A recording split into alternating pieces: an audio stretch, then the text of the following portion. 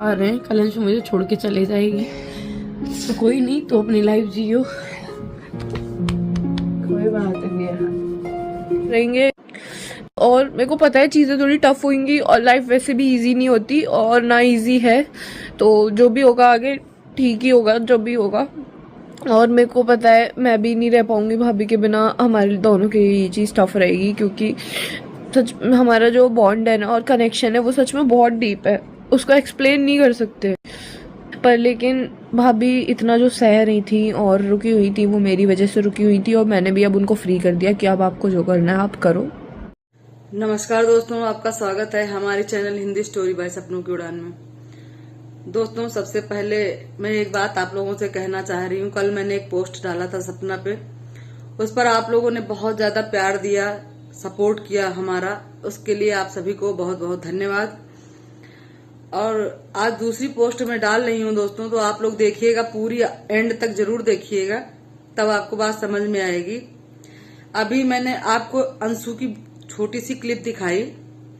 अंशु को उसके माता पिता आकर सपना के पास से लेकर चले गए और जैसे ही अंशु वहां से निकली, मतलब उसके मम्मी पापा अपने साथ गांव ले गए। आपको बता दें अंशु कौन है। अंशु बहुत छोटी थी तब से इन लोगों ने अपने घर में उसको अपनी बेटी की तरीके से रखा था और वो यहीं रह रही थी। सपना से उसकी इतनी अच्छी बॉन्डिंग हो गई थी कि वो कहीं भी जाते तो साथ में ही सब लोग जाते थे। लेकिन आज ये दिन है कि इन लोगों ने उसको उससे दूर कर दिया है और वो फिलहाल अपने गांव पहुंच चुकी है, अपने असली मम्मी पापा के पास। और अब वो वहां पर अभी पहुंची ही है कि आप लोग देखियो कितनी ज्यादा परेशान है वो, क्योंकि वो छोटे पर से इन सब लोगों के बीच में रही है। तो मैनेज करेगा इंसान, कैसे भी करके मैनेज करता है, लेकिन उसको तकलीफ होती है जहां से वो छोटा हुआ बड़ा हुआ और उसके बाद में फिर वहां से हटा दिया गया, तो तकलीफ होती है, हर इंसान को होती है।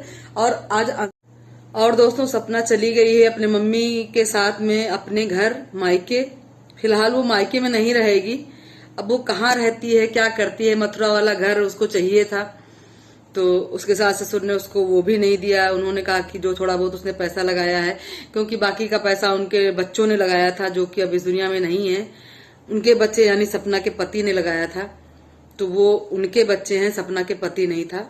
तो वही बात होती है ना कि उन्होंने कहा कि नहीं, वो घर तो मैं ही लूंगा, और सपना का और उसकी दोनों बेटियों का उन लोगों ने नहीं सोचा।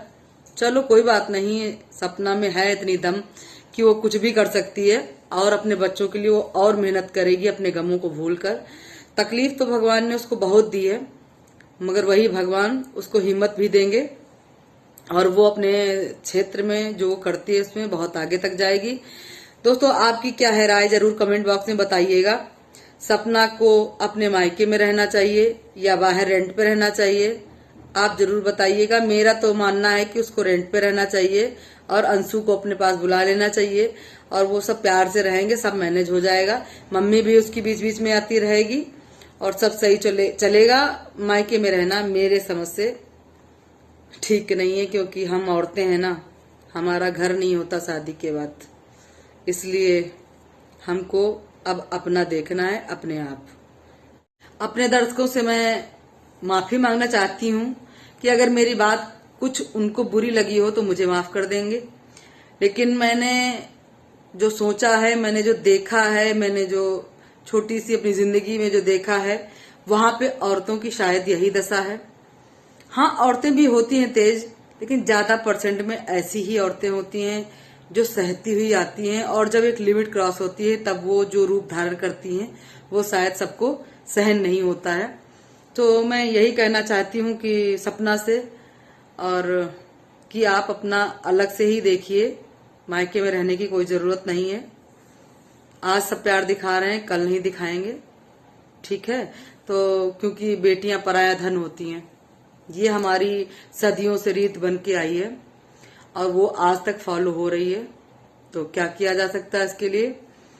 और दोस्तों, मुझे भी ऐसा लगता था कि मैं भी अपने जीवन में कुछ नहीं कर पाऊंगी, मगर मैं प्रयास कर रही हूं और मैं आप लोगों को एक दिन करके दिखाऊंगी कि मैं भी कुछ कर सकती हूं, मैं भी किसी लायक हूं।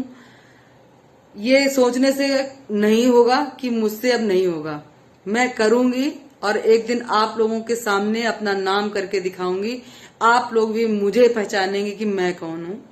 फिलहाल आप लोगों से उम्मीद करती हूँ आप हमारे चैनल को जरूर सब्सक्राइब कर लीजिएगा और हमारा साथ